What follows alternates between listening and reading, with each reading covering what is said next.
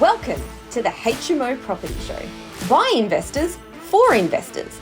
Catch us weekly as we discuss all things cash flow positive property investing. Whether you're a seasoned investor, a new landlord, or just curious about property investing, this is the podcast for you. Sponsored by the Co-Living Collective, your trusted partner in creating vibrant and sustainable shared living experiences. Visit us at colivingcollective.com.au to learn more.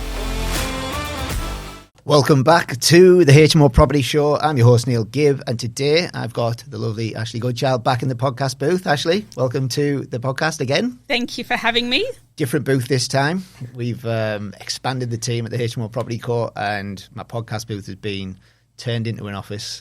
So we're down here at the Hen House in Osborne Park. What a spot, eh? Yeah, it's great. Fantastic. Love it. So Ash, I thought I'd get you back on the podcast because last time we spoke was 2 years ago, November 2022. And the market back then was totally different to what it is now. And I'm hearing things in the sort of investor channels that I'm in that a lot of people are starting to think Perth overcooked now.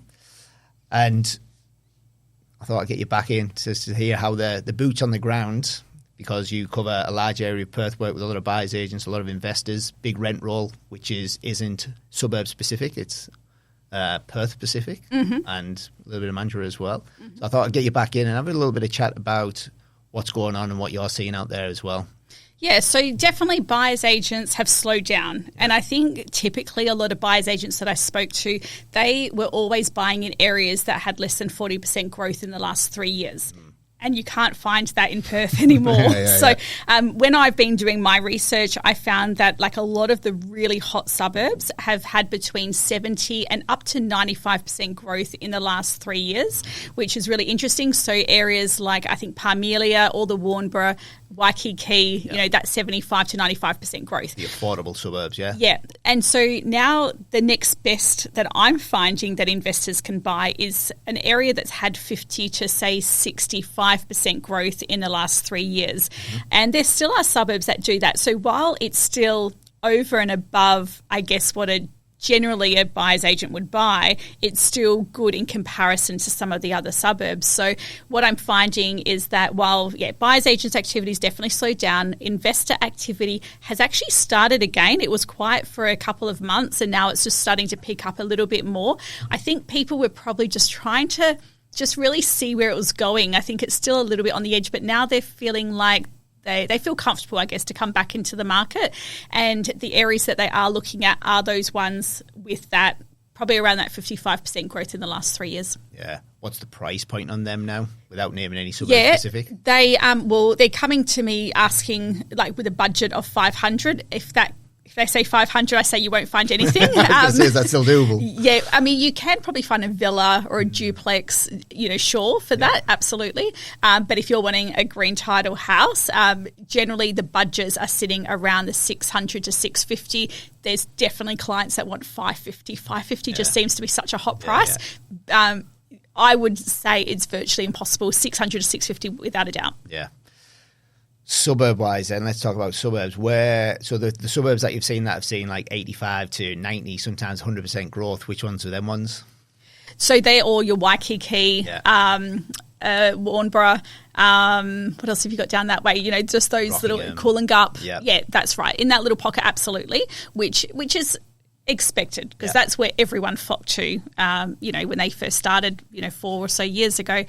Parmelia has, however, affordable areas that haven't had that same growth. It's still been good growth, but not as high, was Callista and Medina. And there's still, I think that's an average of about $500,000 for a purchase price. Yep. And don't quote me on the stats, but it's had less than 75% growth in some of those.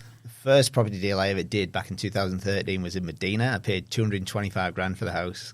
Wow. Have you still got it?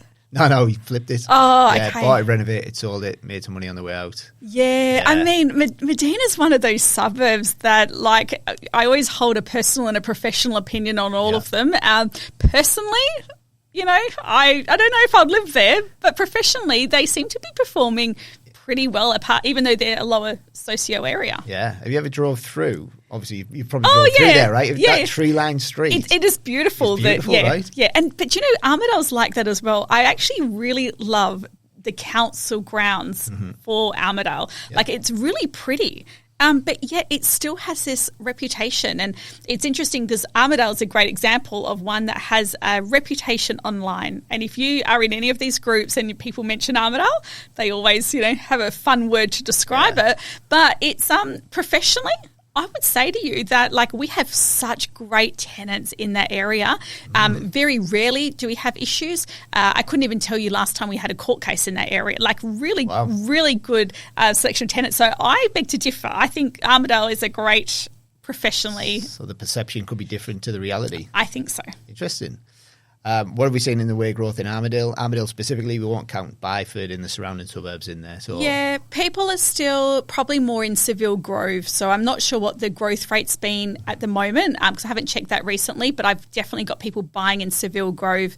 A client just purchased a property and he purchased it, I think, for $650,000, maybe $670,000 for a 4x2, which, for those that live in Perth, it is, I feel like it's quite a lot, but I'm in that, different mentality. I'm adjusting to it, right? Before I used to go, God, I can't believe we're paying that, but now I'm like, oh yeah. Yeah, right. It's a bit like that. And that one will probably rent out for about $700 a week. So 4x2s for renting out for about $700 a week, 3x1s for $620 a week in the Armidale Seville Grove area, which, I mean, it is a little top heavy, but that's what the market's doing. It is what it is. Yeah, yeah. And back in them days when people were picking them up for cheap prices, I think on the podcast last time we were saying people were getting like 6 to 7% yields, close to 7% yields on them. Where have we seen rental prices go in them suburbs from and to now? Yeah, so around that 5%, 4.9, 5.2%, sort of where it's going, which that's right. Clients are still saying, yeah, that's pretty decent in comparison to other areas of the country. For me, with a mindset of like, oh, but a couple of years ago they were getting 6%, it feels a bit crap, but it's actually not. From an investor's point of view, a 6% yield is good. From a tenant's point of view, a 6% yield is averaging out around $650 a week, isn't it? $600 to $650 in Armidale. Yeah. That's what I struggle with. Yeah. Not the price point, the price it is to actually rent a property in them suburbs. Yeah, and it's still interesting if you look in Perth and look in each different suburb what's currently available for rent. Some suburbs only have 2 or 3 properties available for rent. Other suburbs, like at the moment I was doing a review for Clarkson, there's 23 properties available for rent as of today in Clarkson. Wow. That's quite a lot. Yeah. So my boundary is about 10 properties. If you've got less than 10 properties available in a suburb, then generally it's on the landlord's side. There's some good demands there, but more than 10 properties and up to 23 properties, there's a lot for tenants to choose from. As a landlord, you'd have to be pretty conservative with any renewals or marketing you did. And what are them? Of them 23 in Clarkson, are they newer properties that have finished construction, investors have purchased them looking to rent them out, or are they older style properties? Big mix. Yeah, big mix of those little 3x2 terraces and then the larger homes as well. When I look today, mixture of 3x1s, 4x2s, all established, and then the newer ones. So a good selection for people to choose from. So therefore, when doing renewals on those properties, sort of having those conversations with owners to say, just be mindful that your tenant does have a lot to choose from. Yeah. So if they come back with this offer, you might want to consider it. Yeah, so meeting the expectations of the market. Yeah. But that's a real critical part, just that what's currently available and what do tenants have to choose from when doing that, definitely for investors to be looking on. What about Mandurah? How was that looking? Mandurah, we're getting a lot in Dudley Park and Greenfields, probably more than Mandurah as such. Yep. I don't know whether you're counting Greenfields as Mandurah or just that kind of that south area. Everywhere under Rockingham, we'll just count it as Mandurah. Yeah, okay. Yeah. Greenfields specifically, just because it's been an affordable suburb, the rents I feel are a little bit on the lower end. Their 3x1s are still only $500, $550 per week, which is pretty good for a big block. But the properties are sitting vacant for a while. Like when we've had properties where it's been only, one home open to lease it, we're looking at about 3 home opens to lease it. Quality of tenants not as good. But in terms of buying properties down there, they seem to be picking up properties easy enough, but I haven't had any clients buy down there for a while. So, So something interesting happened with our business, right? We picked up a few properties down in Mandurah. The reason that we did that, I've always been against Mandurah because history can sometimes repeat itself, and we've seen the same thing happen in the last boom. A lot of buyers agents came, a lot of investor activity in them areas. And we purchased some properties, converted them to HMOs, and we struggled to get the room rates that we thought we were going to get, and we had to drop them. And when we looked at it from a high-level perspective, we considered that a lot of investor activities happened down there. And if we'd have done it 5 years ago before the investors jumped in, we probably could have got the room rates that we wanted. But then there could be a bit of an oversaturation in these areas, which is sounding like it's happening now, right? Yeah, I think so. And I also just think that it's just a quality of tenants at the moment. Like, I'll be straight up, they're down that way.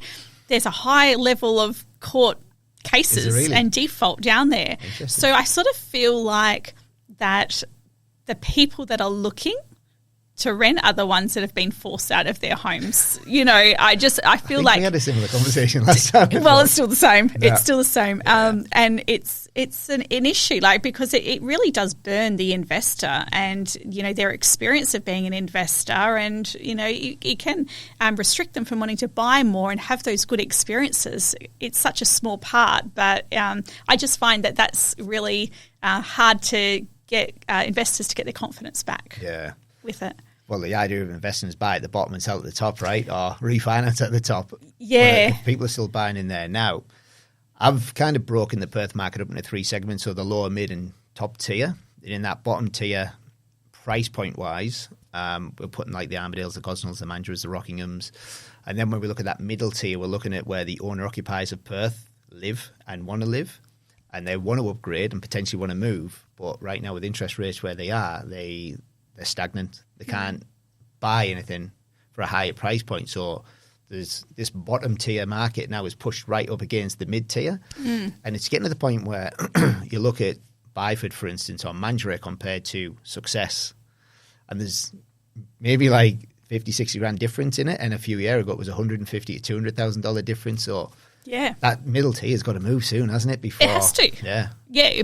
I mean, I even look at it because, you know, we're based in South Perth, and I look at some of these rents down in Armadale, for example, where they're $700 a week. And I'm like, but you could live in South Perth for the same price. This is the problem. But yeah. Me and Joy used to live in a 18th floor apartment with city views, brand new apartment, never been lived in before, $750 a week. And now you're paying that for a 3x1 or 4x2 in Armadale. Exactly. Yeah. But all it comes down to is the supply and the demand for the suburb specific area, because, you know, for me, for example, like hypothetically, if I was looking in South Perth, I'm not even looking or considering a property in Armadale, just like they're not even looking at other areas. Yeah. You just don't do that. And that's the thing I when I'm speaking to investors, sometimes they try to bring other suburbs in as comparisons. And I always say to them, Perth doesn't work like that. Perth in general is so suburb specific that you can't use the next suburb across or the next 2 suburbs across as, you know, as comparisons. You have to only use your suburb. Yeah. Well, you mentioned in Mandurah there, it's taken like 2 or 3 home opens to rent. Are you seeing the same in Armadale, for instance, or are you seeing Armadale still being quite solid? Yeah, not quite. So I've been following this because I feel like it's going to come around in cycles. You know, as we had that, the Rockingham was the hot area first, followed by the Armadale, Gosnells area. So I've sort of been waiting for that same pattern to come through, and it actually hasn't come through just yet. So Armadale has been, renting out very, very easy with no problems. And what I was concerned about is that if the prices get pushed up too much that they're unaffordable, are we going to see defaults a little bit like we did in Rockingham? Because that's what's happened. People have just been pushed past their limits, and they were forced to stay in a property because they didn't have any choice. So they've paid that extra rent. They've been able to sustain it for maybe 6 months, but then, you know, Christmas has come around and it's just thrown them out of whack and they've defaulted. So I sort of was expecting that to happen in Armadale, but I'm not seeing any signs of it just yet. But I definitely would be watching that and just being mindful that we're not just pushing it unreasonably where it's going to affect everyone. Yeah. And again, if I was an investor, I'd be looking at what I was paying in that suburb compared to the next bracket up. Yeah. Your successes and stuff like that. Yeah. Let's talk about north of the river. Pardon me. Let's talk about north of the river. We did touch on Clarkson there. What's the kind of north equivalent to Rockingham? Oh, good question. They're totally different. You can't compare, really. I don't think you can. It is just such a different type of application that came through. I mean, like I stereotype based on the applications we get, but very stereotypical. You know, highly likely to be a double income, highly likely to have less children in the home, you know, 1 or 2 children, highly likely to be in some sort of professional field. That's just what applications are coming through. Correct. And potential for that long-term growth to continue to happen because they're in that different field and profession. So it's not sort of being any, you know, discriminating against, it's just what it is. So we're finding that, you know, still the classics, Merriweather, Clarkson, are the popular choices. Definitely have a few buyers agents who are finishing off all their builds in Alkimos. So Alkimos has been popular for us because we have referral networks that specialise in that. Big difference with Clarkson new homes on the beach side versus the other side. The ones closer to the beach absolutely are leasing a lot quicker, but the other side are pushing to try and get 700 a week. So that's been, we've noticed a big difference with that. But we've seen a lot of interest, even like the northeast, like the Middle Swan and the Mid Vale and all of that. That's definitely been Ellenbrook. Not a fan of Ellenbrook personally. No, but people are still there. But yeah, more that Middle Swan. I find Swan View, sort of that little pocket there. Midvale. Yeah, Midvale. Yeah, I think that there's probably still a little bit of opportunity there. Not because I'm not getting a huge amount of like saturation there, but when I start seeing just a little trickle from some really good buyers agents, I sort of always have my ears pricked up a little. We've just picked up a site in Midvale. Actually. Did you? Yeah. Oh, there you go. I can't remember the name of the street now. Bushby. Oh, Bushby, yes. It was Bushby, yeah. Yeah, so Midvale's been on, that little pocket's been on our radar for a while. We've been working up the spine of the country, state, you want to call it that. So, kind of infill projects and then picking like select greenfield areas that we put them in. Yeah. And when you look at places like Midvale, Swan and stuff like that, there's a lot of development opportunity out there now. Yeah, well, the one in Bushby that we've got is an apartment, so and a beautifully set out apartment. The way they've designed it must only be 8 in the complex. It's a 2x2, and I'm pretty sure it's getting like $550, $570 a week for it, which is really, I think that's really good. Yeah, absolutely.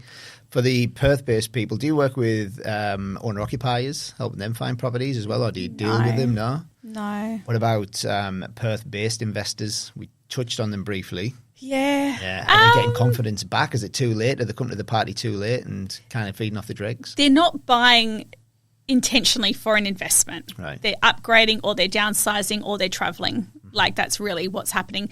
I've got the odd client, like one at the moment, who's just like picking up massive development blocks, like or just massive blocks all over, like nice areas too, like big one in Como, one in Dalkeith. Like, so you got some real savvy people doing that. And then the rest are very much just downsizing, upgrading, travelling. Right. Yeah. So interestingly, my next question was going to be like, where do we see the market going over the next 2-3 years? You just touch on a developer there that's buying blocks en masse, and people like that who have got the pockets or the deep pockets to purchase sites like that. Yeah. Generally, are pretty wise. They've got into that position because they've made some good investments, and if they're picking up purchases like that now en masse, that's a good sign, right? It's a great sign. I'd love to he's such a nice guy, and I'd just love to just grab him for half an hour and just say, where are you? Where are you getting the money? Yeah, what do you do? Because every time I see you, you're not working. But some just real clever people. And I guess it comes down to those that are just willing to take a risk and just trust that, we live in such a good state and that we've got still such potential. Like our affordability is still so good in comparison to other states. And I just feel like people... It's like with renters and even people that have got mortgages, we have sat on this 30% affordability for so long where everyone's like, that's our safe number, that as long as the rent doesn't exceed 30% or our mortgage doesn't exceed 30%, we'll be fine. But if you look at other areas, like they're paying 50%, 70% of it, yet we are here whinging about 30%. And I just feel like as a general, we probably just got to like boost that up a little bit and maybe just change it and sort of say, you know what, maybe 50% I can do and try and do that that 50% and take some risks and buy some properties at whatever level you feel comfortable with, whether it's a little villa or, a bigger house. But people are just so nervous and skeptical. My story, I've told you that when I just bought my house that I was talking to you about in Ashleigh, it was interesting because I was going to invest in a property anyway, and I, in my mind, was like, I'm just going to buy a property. I might buy a couple of properties around $500,000, and I'll look at the 2x1 villas through like Yokine, Jundana, Chewett Hill, like that little pocket. Yeah. And when I was going to look at these home opens, that market, there are so many people looking. And so when I went to go put an offer in, which was over and above the marketing price, they were still going for another 70, 80,000 more, which on that price point was a lot. Yep. And so that's when I was like, I felt like I was overpaying. So I could feel like what those investors are experiencing.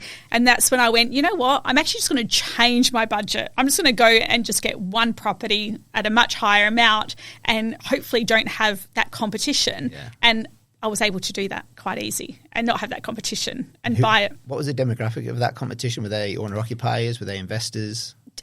From what it looked like, I'm doing a lot of stereotyping in this podcast, but from what it looked like, it was definitely elderly people that were potentially downsizing. Yeah. So definitely that was clear. And then people looking for their 30-something-year-old children because they want them to get out of the rental rat race, and they don't want them to have to deal with those mean property managers anymore. And I want them to buy something. So definitely very clear that that's what it was. Yeah, okay. Yeah. So I'll paraphrase this by saying this isn't advice in any nature whatsoever, but where do you think the Perth market's going? There's so many mixed messages out there right now, and I'm not saying you've got the right answer or I've got the right answer, but it's good to hear different people's perspectives. Like, are we at the top? Is there still room to go? Is this just a break in the market till interest rate come down? Like, what's your thoughts? If I was buying, I would. I still feel like we're still such an affordable area. So anything that I could buy between 500 and even 700,000, I would absolutely pick it up. I think that it's a great price point to be at.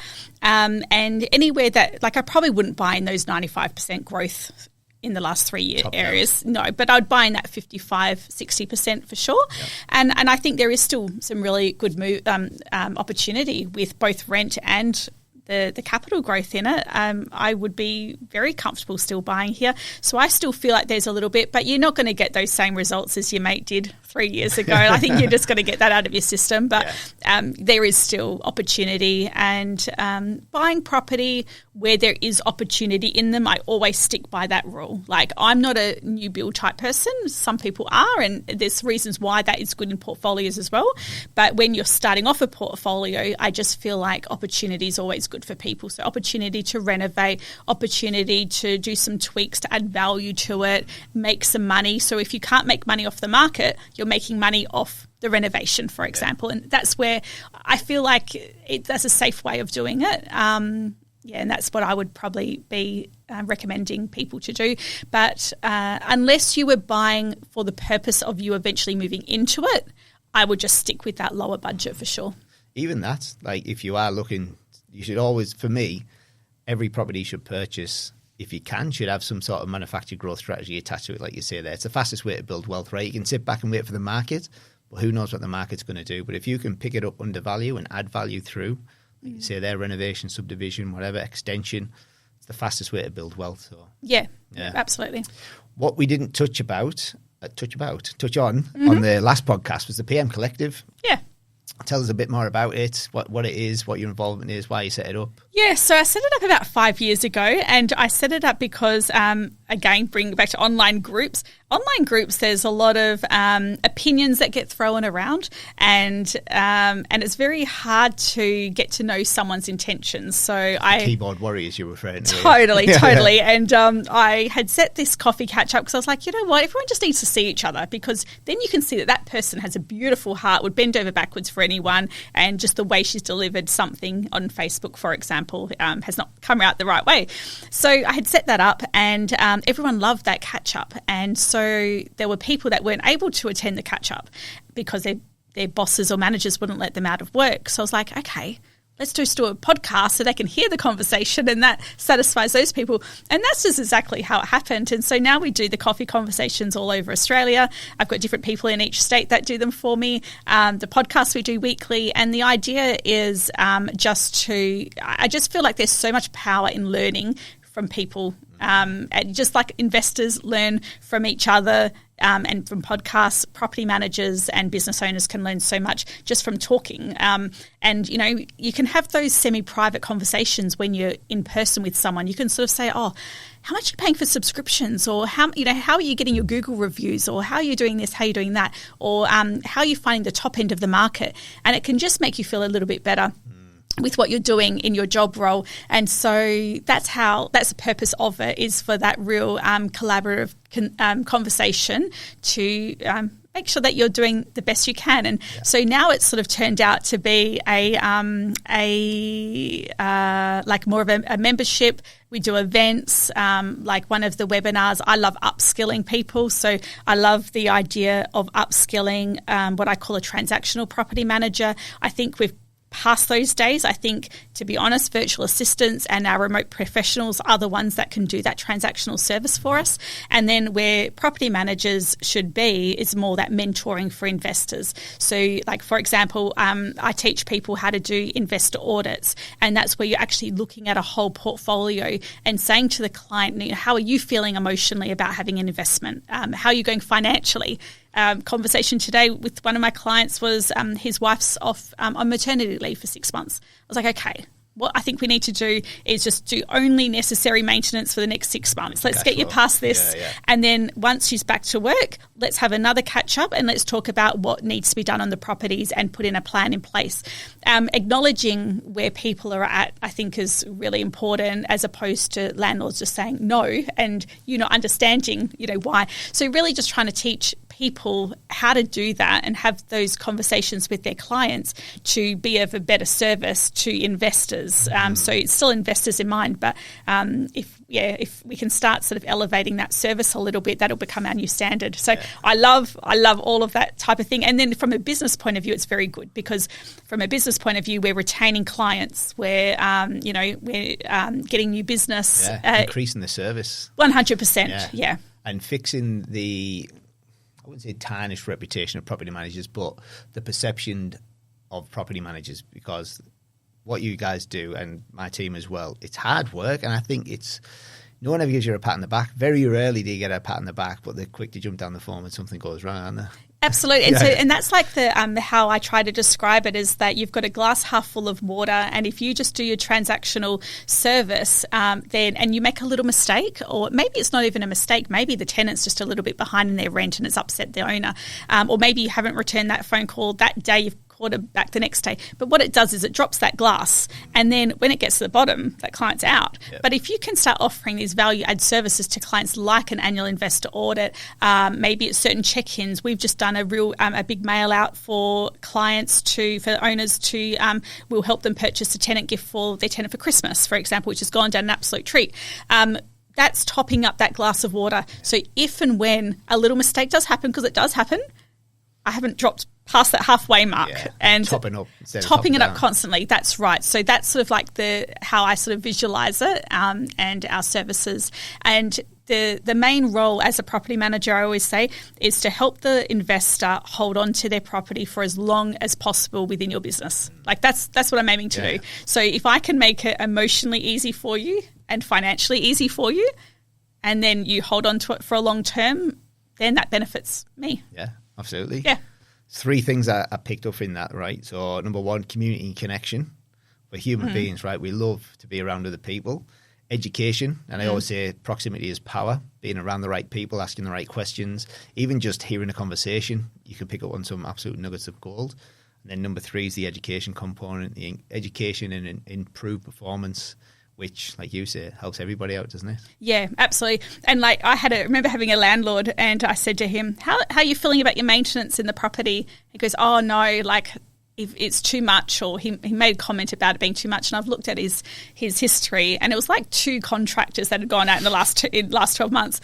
And I said, listen, on a scale of 1 to 10, with 10 being high maintenance, you're sitting at about a 2, like really, really low. He's like, really? I said, yeah. I said, in comparison, it's looking really, really good. And he's like, oh, that's great. But I shared that one because if I hadn't had that conversation with him, he, in his mind, is uneducated and thinking that that's high. And then he would go tell his mate, oh, I have high maintenance. Yeah. And then, you know what I mean? You can see how that whole great big, cycle happens. So now that I've educated him and told him that in comparison to other investors, it's actually really, really good, he now feels better. He's now going to tell his mates, oh, yeah, no, it's really good. Like, it's that type of perception and education I feel like is really important. Otherwise, they're going to think something different than the truth. 100%. 100%.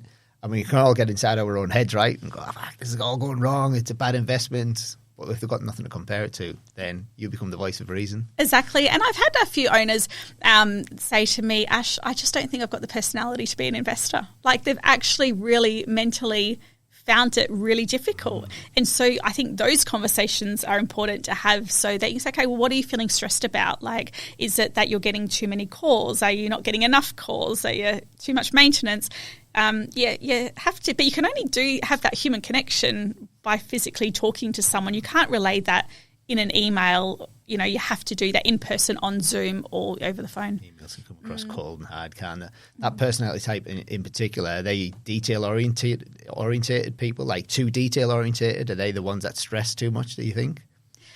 I think it's just the ones that are just, probably a little bit too detailed with their finances and don't look at the whole picture of the financial situation. They look at just that, at the end of the month, how much money they've got. And it's probably like, might only be a little bit this month, but if you look at the whole picture, it's pretty good. So it's probably those ones that are very, where budget and money stresses them out. And that could be even a money mindset issue as well. Oh, absolutely. Well, that people are investing the hard-earned money into these assets, right? And then they're putting the trust in the likes of you and my team to make sure that they're managed properly for them. Yeah. I think what I'm hearing there as well is he's probably took his eye off the bigger picture of every week and month this property is increasing. Every month, I think we were going up 1% a month at one point or 2% a month. Yeah. Which is big money when you think about it. So whilst you're only seeing a few $1,000s every month drop in, the bigger picture's in the background, isn't it? So I'm just thinking every time I send out maintenance, I should also send them out like a report that shows them what equity they've got in their property when making a decision. Pull this from RP data and it looks like your property's gone up another 10%. So. That's right. Now I need you to spend $200. There you go. You can have that one. That's right. I like that idea. Great idea.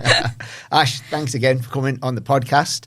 Let's do it again in 2 years' time, see where the market's at. I'm excited. Hopefully it's still going up. I think it will do. I think we've got still a massive undersupply of property, still migration coming. I think someone was saying there's 1,500 people a week coming into the state. Yeah. Where do they live? I don't know. Yeah, we're seeing demand for our rooms increasing again. We're seeing room rates increasing. We're renting rooms out in Success for $390 a week. Really? Yeah. And are you renting them out to like FIFO, to students, like single parents? So one particular property in Wellard, a new build, it was a 4-bedroom, 4-bathroom. One of the rooms there rented out to a nurse who was on $170,000 a year, paying $390 a week. Wow. And do they do that because they just don't also want the maintenance and they just want that ease of room? We think there's 3 reasons. So affordability is one of them. Yeah. Obviously, you can rent a room for us for $400, fully furnished, all bills included, or you can pay $700 for a 4x2. Then you need to furnish it, water, gas, electric, stuff like that. Community, they get to be around other people, and they can either come in to the property on a night, go straight in the room and not talk to anybody, or if they like being around other people and go in the common areas and socialise with them people. And then generally it's convenient in terms of where they work or families that live close by and stuff like that. So affordability, community, convenience. And people would pay more for convenience, which was what we're seeing now. Yeah, and so students? We try to avoid them. Okay. Try to avoid them. The majority of shared housing that we've seen in the early days was all around the Bentleys, the Wilsons and stuff like that. And that's generally where you get your students. The style of housing that we do, the standard that we deliver it to, which all goes down to the team nowadays because the product's just getting better and better every time we release a new one. It attracts a different colour of person. So essential workers is what we're seeing at the minute. Firemen, cybersecurity experts, nurses, postal drivers, delivery drivers, care workers, good people with good jobs who just need somewhere affordable to live, easy to live. And these people are waking up in the morning, having the breakfast, going to work, coming back in, having some food, having a shower, going to bed. Yeah. Never in the house. Yeah. Perfect tenants. See, and I feel like students, because we get a lot of them in the area, that they are they don't tend to have an affordability issue. Money's not a problem. They can afford to pay the premium 1-bedroom price or the 2-bedroom price for a unit. It's just more finding that stock that's hard, but they can afford it. So that's a little bit unfair probably for then those nurses and those firemen and those people that just want something affordable. They probably can't because they're in competition with those students that can afford that. So I can see that happening. And there's no apartments being built at the minute, so again that would be the ideal style of accommodation for some of these essential workers if they're in the right areas. But I think only Paul Blackburn can make them stack up at the minute, isn't he, with the Grove in Subiaco 1. There's not many others coming out the ground that I'm seeing at the minute. Nah, not at all. Yeah. Ash, thank you again, and we'll see you again in 2 years' time. Sounds good, thank you. Cheers. Thanks for watching. Make sure you tune in the same time next week so you can stay up to date with all cash flow positive property updates.